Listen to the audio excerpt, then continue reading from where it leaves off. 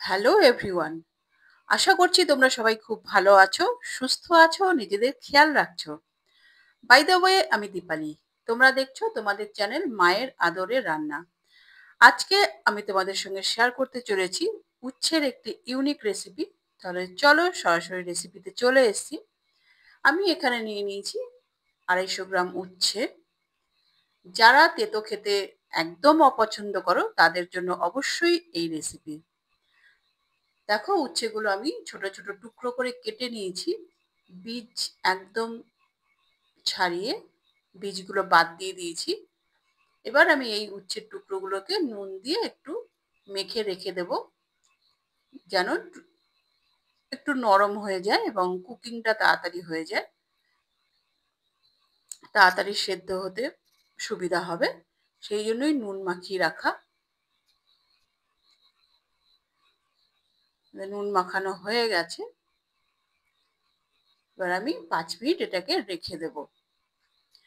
এবার দেখো, এখানে আমি 1 চামচ কালো সর্ষে এবং 1 চামচ পোস্ত ভিজিয়ে রেখেছি 15 মিনিট। তো সেটাকেই এবার আমি পেস্ট করে নেব। এর মধ্যে দিয়ে দিচ্ছি 4টে কাঁচা লঙ্কা দিয়ে আমি পেস্ট করে নেব। এবার 15 মিনিট হয়ে গেছে। এবার আমি গ্যাসে কড়া বসিয়ে দিয়েছি। 2 টেবিল চামচ আমি সর্ষের তেল দিয়েছি। সেটা আমি গরম করে নিলাম। এতে ফোড়ন দিয়ে দিলাম একটি তেজপাতা, একটি কাঁচা লঙ্কা ছিঁড়ে 2 টুকরো করে এবং 1/2 চামচ কালো জিরে এবং একটি মাঝারি সাইজের পেঁয়াজ কুচি লম্বা লম্বা ঝিরি করে আমি কেটে নিয়েছি। সেটাই আমি 1 মিনিট মতো একটু ফ্রাই করে নেব হালকা করে। খুব বেশি ব্রাউন করে আমি ভাজবো না। তোমরা রেসিপিটি দেখতে দেখতে দেখতে চ্যানেলে যারা নতুন এসছো তারা চ্যানেলটিকে সাবস্ক্রাইব করে বেল আইকনটি প্রেস করে রাখো, যেন পরবর্তী নোটিফিকেশন সবার আগে তোমার কাছে পৌঁছায়। এর মধ্যে আমি দিয়ে দিলাম 4-5টি রসুন কোয়া গ্রেট করা এবং 1 ইঞ্চি আদার টুকরো গ্রেট করে দিয়ে দিলাম আমি, এবং পেঁয়াজের সঙ্গে কষিয়ে নিচ্ছি যতক্ষণ না আদা এবং রসুনের কাঁচা গন্ধ চলে যায়। মানে কষানো হয়ে গেছে। এর মধ্যে আমি উচ্ছের টুকরোগুলো দিয়ে দিচ্ছি। উচ্ছের টুকরোগুলো এবার ভালো করে ভেজে নেব।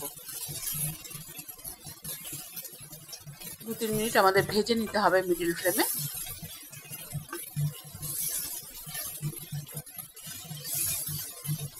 তোমরা রেসিপিটি অবশ্যই ট্রাই করবে। এর মধ্যে আমি দিয়ে দিলাম 1 চামচ হলুদ গুঁড়ো।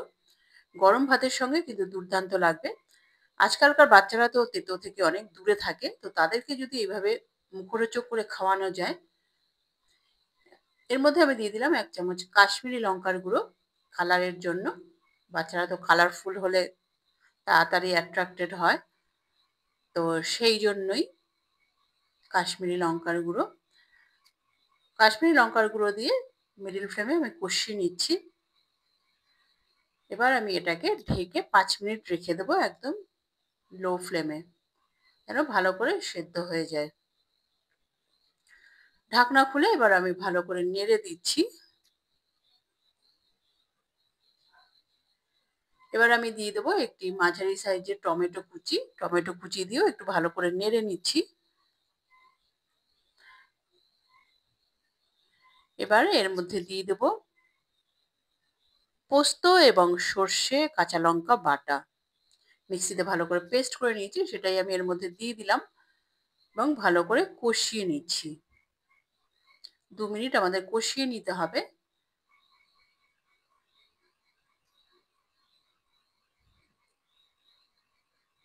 তোমরা রেসিপিটি অবশ্যই ট্রাই করবে। গরম ভাতের সঙ্গে কিন্তু দুর্দান্ত লাগে। মানে কষানো হয়ে গেছে। এবার মিক্সির জার ধুয়ে একটু জল দিয়ে দিলাম এবং নর্মাল জল কিছুটা দিয়ে দিলাম।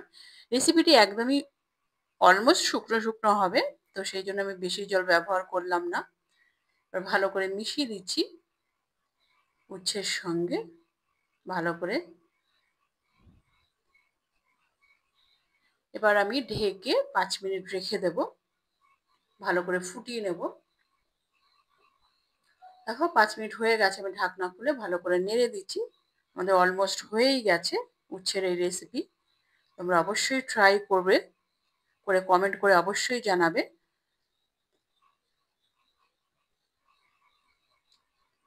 এর মধ্যে আমি দিয়ে দিলাম 1/2 চামচ চিনি এবং স্বাদ মতো নুন। তোমরা খেয়াল করে থাকবে, আগে কিন্তু আমি নুন দিইনি। আমি শুধু উচ্ছেকে নরম করার জন্য প্রথমে কিছুটা নুন মাখিয়ে রেখেছিলাম, সেই জন্যই আমি লাস্টে দিলাম। এর মধ্যে দিয়ে দিচ্ছি 1 চামচ সর্ষের তেল, যা এই রেসিপিটাকে একটা অন্য মাত্রায় নিয়ে যাবে। তো সর্ষের তেলটা কিন্তু মাস্ট। এবার আমি স্ট্যান্ডিং টাইম 2 মিনিট দিয়ে ঢেকে রেখে দিচ্ছি একদম লো ফ্লেমে। 2 মিনিট হয়ে গেছে, ঢাকনা খুলে এবার ভালো করে নেড়ে নিচ্ছি। আমাদের অলমোস্ট রেডি উচ্ছের এই রেসিপি। এবার আমি এটা সার্ভ করে দেবো। রেসিপিটি কেমন লাগলো কমেন্ট করে অবশ্যই জানাবে। ভালো লাগলে লাইক করে দিও এবং তোমার প্রিয়জনদের সঙ্গে প্রচুর প্রচুর প্রচুর শেয়ার করো। এবং আরো এই ধরনের নিত্য নতুন রেসিপি দেখার জন্য চ্যানেলের সঙ্গে জুড়ে থাকো। তোমরা কুকিং এর পাশাপাশি যারা স্টোরি শুনতে আগ্রহী, আমার গল্পের দেশ 01 বলে একটি চ্যানেল আছে, তোমরা সেখানে ভিজিট করতে পারো। ডেসক্রিপশন বক্সে তার লিংক দেওয়া আছে।